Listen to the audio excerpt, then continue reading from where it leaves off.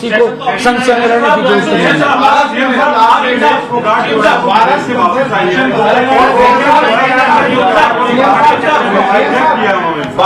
नहीं। देखिए, मैं बेटी का स्वागत करता हूँ, हरियाणा की धरती पे वो आई है और हमने कहा था उनके सम्मान में हम कमी नहीं रहने देंगे। हमारी बेटी है वो, हमें गर्व है उसके ऊपर। जो फैसले बात हुई, जो चुनाव आयोग को आपने भेजा है, वो सरकार ने फैसले लिए ना, तो अनुमति के लिए है या नहीं, फैसला कोई नहीं लिया, कोई फैसला नहीं लिया, क्योंकि चुनाव आयोग हमने देखा है, ये तो मैंने बताया है, क्योंकि जब ये कैबिनेट के अंदर विषय आ रहे हैं तो मेरा बताना फर्ज है। फैसला हमने कोई नहीं लिया, नाम फैसला ले सकते हैं, फैसला चुनाव आयोग को भेजा है कि हमने कहा कि चुनाव आयोग को भेजे, जो वो निर्णय करेगा उसके बाद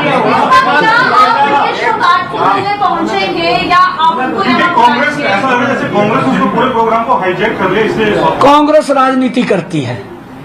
कांग्रेस क्योंकि ऐसा उसके पास मुद्दा बताने के लिए तो नहीं है कुछ भी, वो तो इस प्रकार की राजनीति करती है। परंतु मैंने तो उसी दिन ही कहा था कि हमें अपनी बेटी के ऊपर गर्व है और उसको कोई चिंता करने की जरूरत नहीं है। हरियाणा सरकार बिल्कुल, हमें गर्व है उसके ऊपर। मैं उसका बहुत बहुत धन्यवाद आप सबका।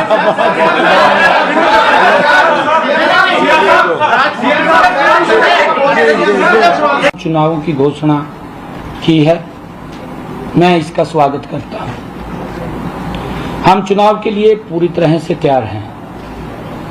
भारतीय जनता पार्टी हरियाणा में तीसरी बार बड़े मैंडेट के साथ सत्ता में आ रही है। हम तीसरी बार हरियाणा में सरकार बना रहे हैं। पिछले 10 वर्षों में हमने हरियाणा का बिना भेदभाव के समुचित विकास किया है। मैं आंकड़ों और तथ्यों के साथ जनता के सामने और हरियाणा की विकास यात्रा का ब्यौरा रखूंगा। साथ साथ विपक्ष के लोगों से भी इस बात के लिए हम पूछेंगे कि जनता के सामने झूठ बोलने से बेहतर तो ये रहेगा कि वो अपने कामों का गुणगान करना चाहिए, उनको बताना चाहिए कि हमने ये काम किया, हम यहाँ पर रहे। झूठ फैलाने में लगे हुए हैं। जनता से भी अनुरोध करूंगा कि कांग्रेस को इनके झूठ के बारे में सबक सिखाने का काम करें। पिछले 10 वर्षों में हरियाणा ने हर क्षेत्र में विकास की ऊंचाइयों को छुआ है।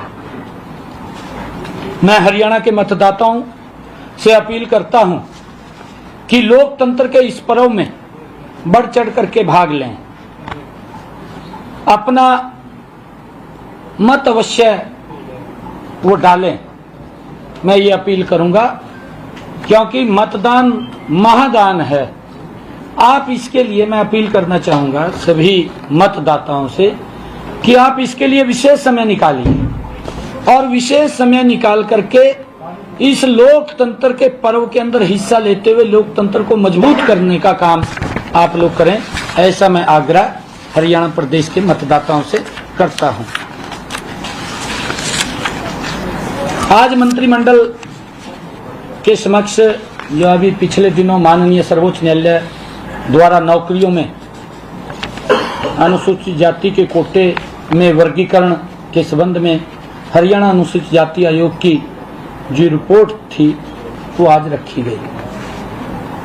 उस रिपोर्ट को कैबिनेट ने स्वीकार कर लिया और स्वीकार किया है क्योंकि चुनाव आचार संहिता लगी हुई है।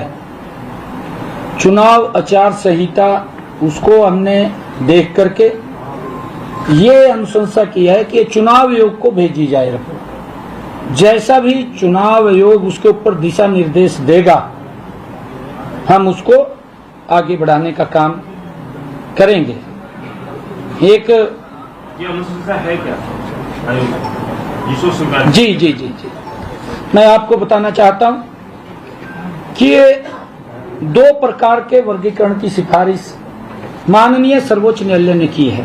एक अन्य अनुसूचित जाति दूसरा वंचित अनुसूचित जाति, उसके अंदर जो ऐसी समाज के अंदर गरीब व्यक्ति है, ऐसे लोगों को, और उसके अंदर आयोग ने ये विश्लेषण भी किया, क्योंकि रिपोर्ट पिछली कैबिनेट के अंदर हमने आयोग को भेजी थी। आयोग ने, जो ऐसी आयोग है, उसने इसके ऊपर विश्लेषण किया कि वंचित अनुसूचित जाति की संख्या में 50% से ज्यादा हिस्सा होने से के बावजूद उनका नौकरियों में प्रतिनिधित्व तुलनात्मक रूप से काफी कम है। ये आयोग ने रिपोर्ट देकर के भेजा है। कौन सी जाति है सर? ये मैं बता रहा हूँ, मैं सारा कुछ बताऊंगा आपको। बात पूरी हो जाए, सवाल बाद में मैं आपको बताऊंगा कि अन्य अनुसूचित जातियों में जैसे चमार है, रेगर है, रायगर है, रामदासी है, रविदासी है, बलही है, बटाई है, मोची है, जाटव है, ये अन्य अनुसूचित जातियों में शामिल हैं। वंचित अनुसूचित जातियों में जैसे वाल्मीकि है, धाणक है, ओड है, बाजीगर है, मजहबी है, मजहबी सिख है, इसके साथ साथ 36 अन्य जातियां भी हैं जो इसके अंदर वंचित अनुसूचित जाति में शामिल हैं। हरियाणा में आज सरकारी नौकरियों में सीधी भर्ती में 20% कोटा अनुसूचित जाति के लिए आरक्षित है। आयोग ने यह सिफारिश किया, मैं आयोग की बात कर रहा हूं, आयोग को हमने पिछली कैबिनेट के अंदर भेजा था। आयोग ने यह सिफारिश की है कि इसका आधा प्रतिशत यानी 10% वंचित अनुसूचित जाति के लोगों के लिए आरक्षित किया जाए। यदि कोई योग्य अभ्यर्थी वंचित अनुसूचित जाति से नहीं मिलता, अगर उससे नहीं मिलता, तो उस स्थिति में अन्य अनुसूचित जाति के अभ्यर्थी से उस पोस्ट को भरा जाए, चयन किया जाए उसका। ये उसके अंदर उन्होंने सिफारिश की है। इसी प्रकार उपलब्ध 20% कोटे में से आधा प्रतिशत यानी 10% कोटा अन्य अनुसूचित जाति के लोगों के लिए आरक्षित किया जाए। यदि कोई योग्य अभ्यर्थी अन्य अनुसूचित जाति में से नहीं मिलता, तो उस स्थिति में वंचित अनुसूचित जातियों से अभ्यर्थियों का चयन किया जाएगा। हाँ जी, इधर से भी ले सकते हैं, उधर से भी ले सकते हैं, दोनों भी, खाली ना पोस्ट रहे, जो वो कोटा है वो कोटा उतना बरकरार रहे। और इसी प्रकार आज के कुल 20% कोटा में कोई परिवर्तन नहीं होगा, क्योंकि वो 20% जो कोटा है वो कोटा रहेगा। आज कैबिनेट ने इन सारे आंकड़ों का विश्लेषण का अध्ययन करने के बाद हरियाणा अनुसूचित आयोग की रिपोर्ट को स्वीकार कर लिया, जैसा मैंने बताया भी है।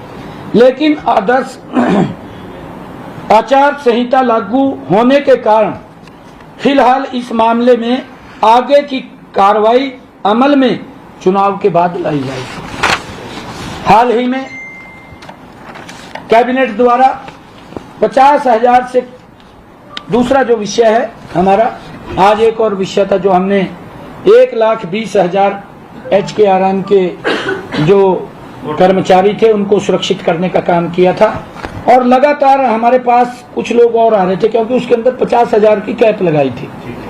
उसके अंदर कोई किसी की जो सैलरी 53,000 कुछ थी, 57,000 कुछ थी, ऐसे काफी वर्ग आ रहे थे। हमने ये उसी में ही पीछे निर्णय ले लिया था कि इनको भी कुछ न कुछ इसके अंदर सुधार किया जाए, क्योंकि आज कैबिनेट के अंदर आना था ये विषय। ये कैबिनेट के अंदर आया है कि ऐसे 50,000 से कम वेतन लेने वाले अनुबंधित कर्मचारियों की सेवाओं को सुरक्षित करने का फैसला वो पीछे लिया गया था। आज यह फैसला लिया गया है कि उच्चतर शिक्षा विभाग के एक्सटेंशन जो लेक्चरर हैं, इंजीनियरिंग कॉलेज व पॉलिटेक्निकल की गेस्ट फैकल्टी को भी इसमें कवर किया जाएगा।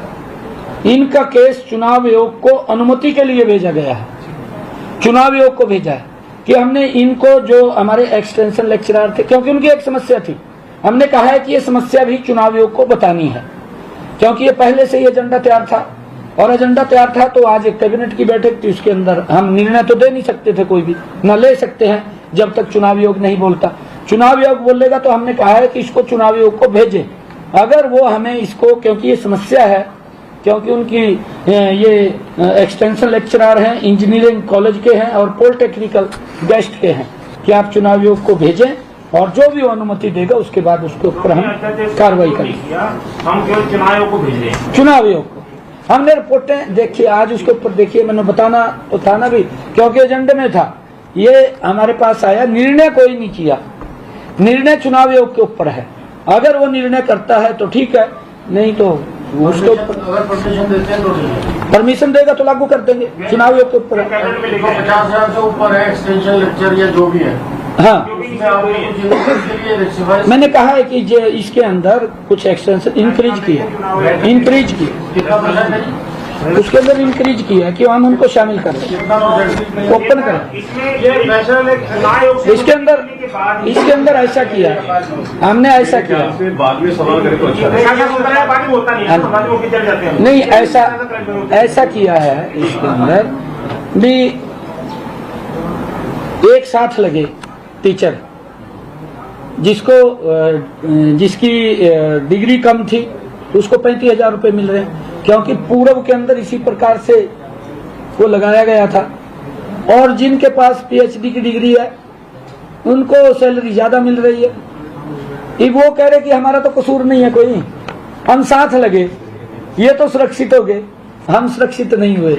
तो उस समस्या को, जेन्युइन समस्या थी उनकी।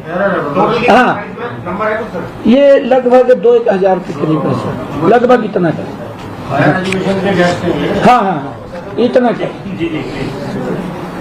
इसके अलावा अन्य विभागों में लगे अनुबंधित कर्मचारी, जिनमें सभी तरह की रजिस्टर्ड सोसाइटियों जैसे Samagra Shiksha Parishad, Haryana AIDS control society, NHM work education instructor, NHM work education instructor, Aarohi model school, computer professional teacher डिट्स इत्यादि शामिल हैं। DITS डिट्स शामिल हैं तथा कई अन्य विभागों में कार्यरत फिक्स पे, जिनकी फिक्स पे थी, वाले कर्मचारी जैसे police SPO, public health term appointee, जो इस अध्यादेश में फिलहाल कवर नहीं हो रहे हैं, उन्हें इसका लाभ देने के लिए मुख्य सचिव की अध्यक्षता में एक कमेटी का गठन हमने कर दिया है कि वो उनकी सारी समस्याओं को देखेंगे और देख करके कमेटी रिपोर्ट देगी, उसके ऊपर फिर कैबिनेट निर्णय लेगी। अभी तो हमने ये काम किया, उनके बारे में ये विचार किया है। इस कमेटी में अतिरिक्त मुख्य सचिव, वित्त विभाग तथा मानव संसाधन विभाग के प्रधान सचिव शामिल होंगे, जो कमेटी बनाई है। ऐसे सभी केसों का अध्ययन करने के बाद यह कमेटी अपनी सिफारिश चुनाव आयोग को देगी। हाँ, वहां से अनुमति चुनाव आयोग को भेजेगी। ये सारा का सारा करने के बाद वो उन्हीं के ऊपर है जी, कमेटी बना दी। मतलब टाइम बाउंड नहीं है? नहीं, कमेटी बना दी ना, 3 अधिकार चीफ सेक्रेटरी के नेतृत्व में, चीफ सेक्रेटरी के नेतृत्व में बनाई। यह अध्यादेश हरियाणा के अंदर, क्योंकि एक और इसमें एजेंडे के अंदर था आज जो हरियाणा सार्वजनिक जुआ निवारण अध्यादेश, जुआ निवारण अध्यादेश वो था। यह अध्यादेश हरियाणा में सार्वजनिक जुआ घरों को चलाने, खेलों या चुनाव में सट्टेबाजी, खेलों में मैच फिक्सिंग या स्पॉट फिक्सिंग तथा इससे जुड़े सभी रोकथाम और दंड का प्रावधान करने के लिए लिया गया है।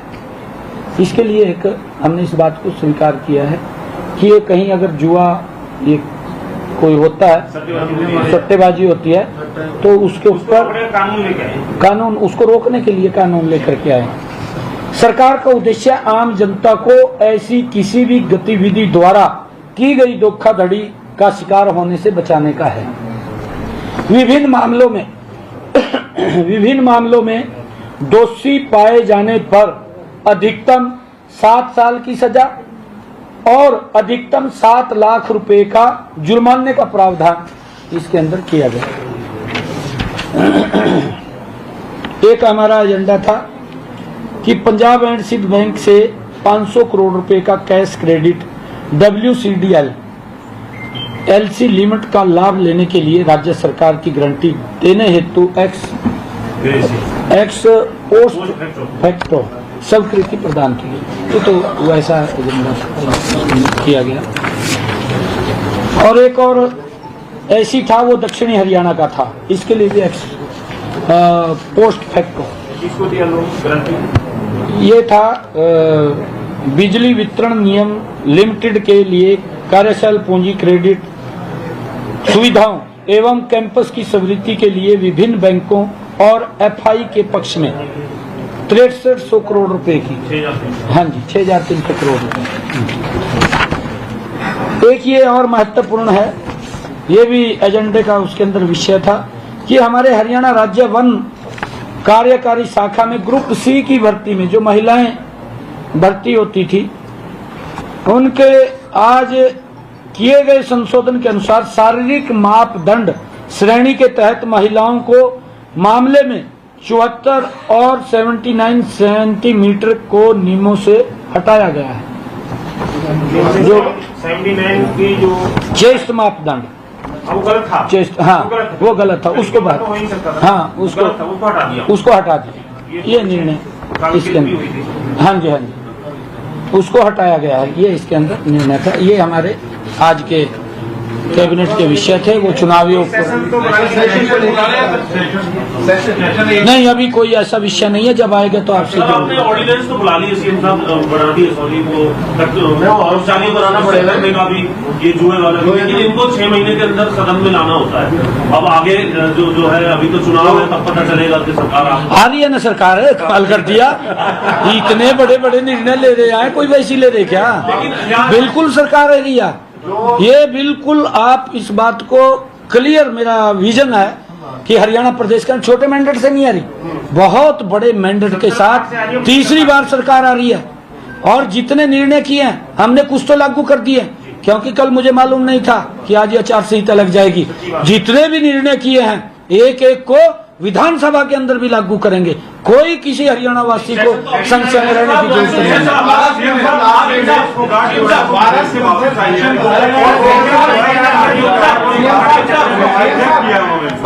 नहीं। देखिए, मैं बेटी का स्वागत करता हूं, हरियाणा की धरती पे वो आई है और हमने कहा था उनके सम्मान में हम कमी नहीं रहने देंगे। हमारी बेटी है वो, हमें गर्व है उसके ऊपर।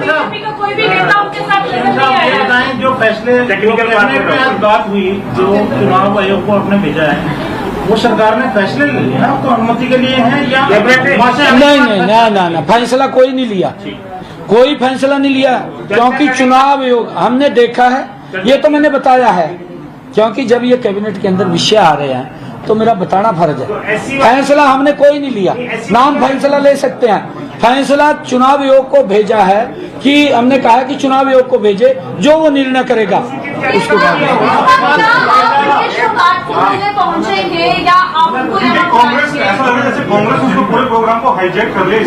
कांग्रेस राजनीति करती है। कांग्रेस क्योंकि ऐसा उसके पास मुद्दा बताने के लिए तो नहीं है कुछ भी, वो तो इस प्रकार की राजनीति करती है। परंतु मैंने तो उसी दिन ही कहा था कि हमें अपनी बेटी के ऊपर गर्व है और उसको कोई चिंता करने की जरूरत नहीं है। हरियाणा सरकार बिल्कुल, हमें गर्व है उसके ऊपर। मैं उसका जी बहुत बहुत धन्यवाद आप सबका।